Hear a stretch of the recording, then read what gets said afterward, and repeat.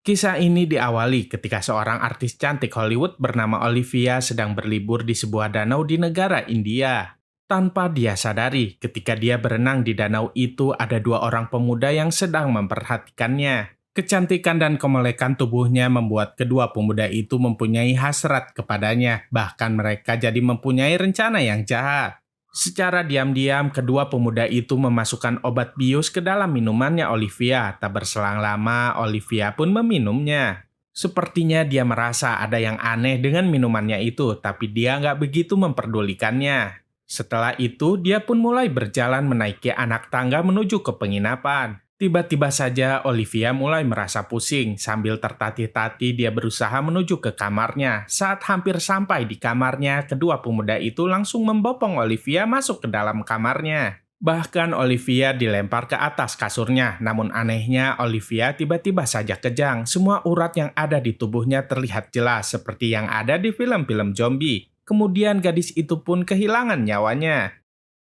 Tak berselang lama, para polisi segera melakukan penyelidikan atas kematian Olivia itu. Setelah diotopsi, ternyata di tubuh Olivia terdapat dua kandungan zat yang berbeda. Di mana menurut ketentuan, jika seseorang sudah melakukan suntik vaksin, maka orang tersebut tidak diperbolehkan meminum obat jenis apapun terlebih dahulu. Di tempat lainnya, diperlihatkanlah seorang perempuan yang bernama Yashoda. Dia adalah pemeran utama dalam film ini.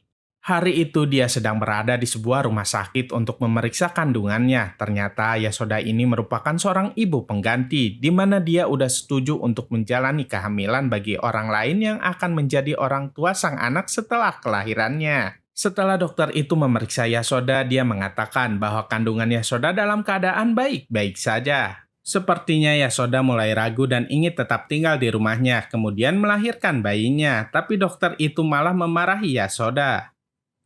Dia bilang bahwa Yashoda akan dirawat dengan baik di sana. Bahkan tak hanya itu saja, Yashoda akan diberikan fasilitas yang mewah, termasuk dengan makanan yang sangat enak dan bergizi. Ketika Yashoda hendak pulang, ada seorang perawat yang menghampirinya. Dia mengatakan kepada Yashoda bahwa dokter tadi sudah berbohong kepadanya. Pada kenyataannya, kandungan Yashoda sangat lemah. Yang lebih parahnya lagi, Yashoda ada kemungkinan nggak akan bisa hamil lagi. Itu akan menjadi kehamilan Yashoda yang pertama dan untuk yang terakhir kalinya. Sesampainya di rumah, Yashoda langsung mengemasi barang-barangnya. Tak lama kemudian, ada seorang pria datang dengan membawa tas yang besar. Pria itu mengaku hendak memeriksa sambungan gas di rumah Yashoda. Awalnya Yashoda menolak, tapi pria itu bilang bahwa dia harus memeriksanya saat itu juga. Karena sedang banyak pikiran, Yashoda pun gak terlalu memperhatikan pria tersebut. Pria itu hanya menaruh tas besarnya dan kemudian pamit pergi. Tak lama kemudian, teman baik Yashoda bernama Pria datang. Dia meminta teman baiknya itu memakai uang tersebut untuk operasi adiknya Yashoda yang bernama Brida. Dengan tergesa-gesa, Yashoda pergi menghampiri sebuah mobil dan masuk ke dalam mobil tersebut. Di dalam mobil itu ada dua orang pria. Salah satu dari pria tersebut memberikan tabung kecil berisi obat. Kemudian pria itu meminta Yashoda untuk meminum obat tersebut. Jika Yashoda nggak mau, maka dia nggak akan bisa ikut bersama dengan mereka. Kemudian Yashoda pun meminumnya. Tak perlu waktu lama, Yashoda pun kini pingsan tak sadarkan diri. Sepertinya obat itu adalah pil tidur agar Yashoda nggak tahu kemana dia akan dibawa pergi. Saat terbangun, Yashoda mulai kebingungan karena kini sudah berada di sebuah kamar yang mewah.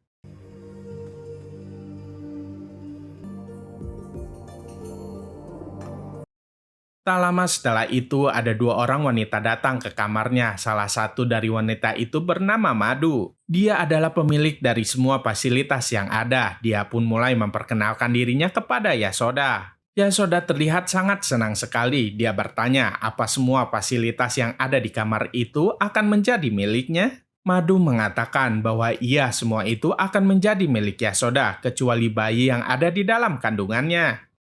Singkat cerita, kini Yashoda dibawa ke sebuah ruangan untuk memeriksa kandungannya. Di sana dia terkejut karena dokter yang akan memeriksanya itu adalah seorang dokter laki-laki. Dokter itu meminta Yashoda untuk berbaring, namun sepertinya Yashoda malu. Bahkan dia bertanya, apa ada dokter wanita yang bisa memeriksanya? Dengan santai, dokter itu menjawab bahwa dokter adalah dokter, nggak peduli itu dokter laki-laki atau perempuan. dia itu adalah tetap seorang dokter. Itu adalah kali pertama Yasoda bertemu dengan dokter ganteng tersebut.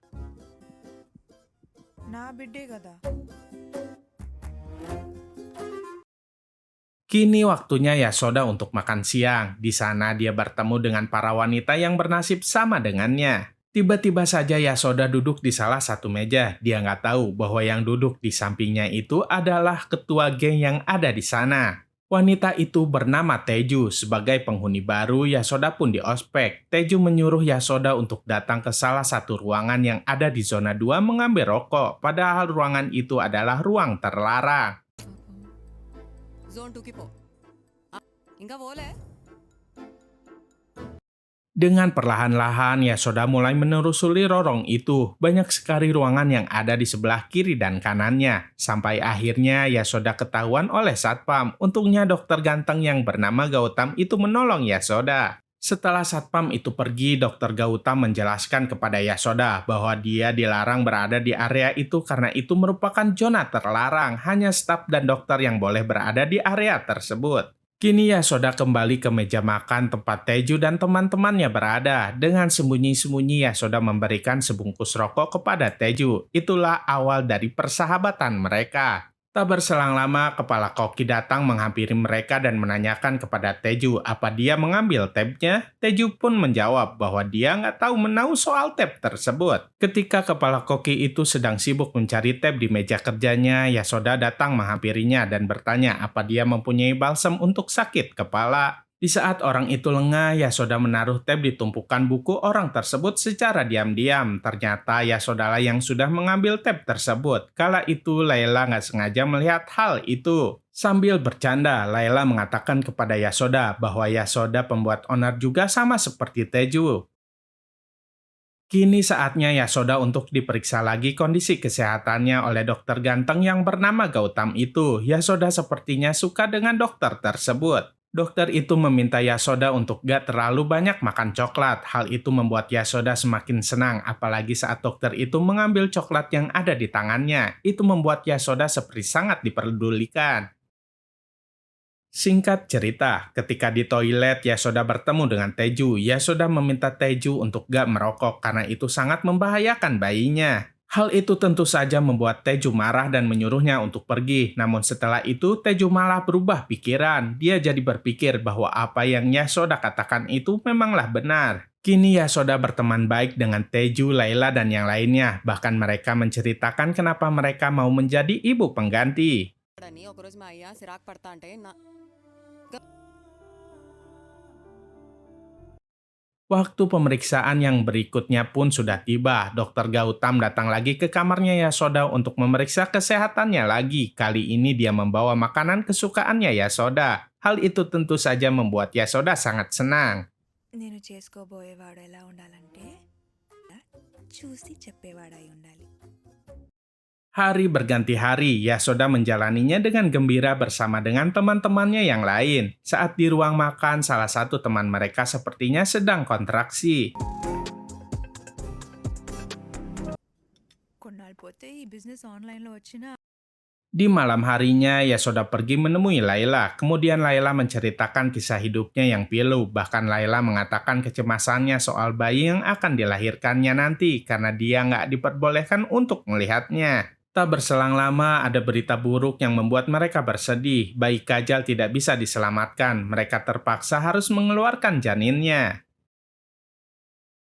Keesokan harinya saat hendak melakukan yoga, Yasoda dan yang lainnya bertanya soal keberadaan Kajal. Mereka ingin bertemu dengannya, namun Madu bilang bahwa dia sudah mengirim Kajal pulang.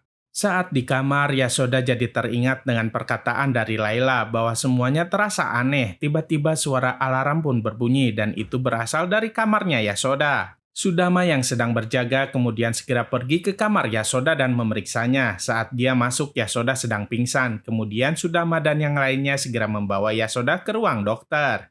Ternyata kala itu Yasoda hanya berpura-pura pingsan. Dia melihat ada seorang perawat yang memakai cincin Kajal. Hal itu semakin membuat dirinya penasaran. Saat nggak ada orang, Yasoda kemudian bangun dan melepaskan infusan yang ada di tangannya. Namun sayangnya, saat Yasoda keluar kamar, dia malah berpapasan dengan dokter Gautam. Bahkan dengan Madu juga. Kemudian Yasoda berpura-pura lemas lagi. Akhirnya Yasoda pun dibawa ke kamarnya, namun dengan mata tertutup. Sepertinya memang ada yang mereka semua rahasiakan.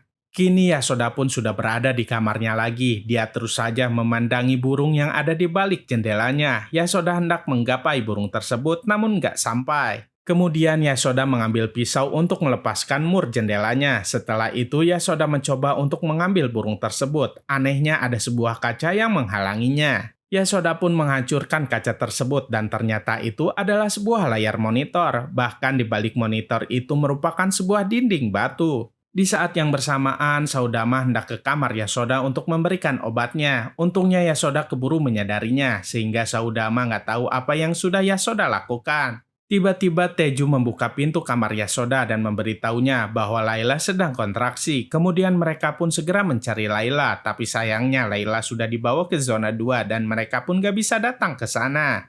Malam hari sudah tiba. Di saat penjaga mulai berkurang, Yasoda dengan mengendap-endap pergi mencari tahu apa yang sebenarnya sedang terjadi. Sampai akhirnya Yasoda sampai di sebuah pintu ruangan besi. Namun tiba-tiba ada yang menghalangi Yasoda. Ternyata dia adalah satu temannya juga yang bernama Jenny. Jenny bilang bahwa mereka nggak bisa membuka pintu itu karena terbuat dari besi. Bahkan meski mereka bisa masuk, di dalam ruangan itu sangatlah gelap. Mereka memerlukan kacamata cahaya infrared agar bisa melihatnya. Yasoda jadi heran kenapa Jenny bisa tahu sedetail itu. Kemudian Jenny mengambil sesuatu di balik bajunya. Ternyata Jenny hanya berpura-pura hamil. Bahkan dia adalah salah satu dari anak buah Madu. Kemudian Jenny membawa Yasoda ke sebuah ruangan. Perkelahian di antara mereka pun gak bisa dihindari lagi. Sampai pada akhirnya Yasoda bisa mengalahkan Jenny.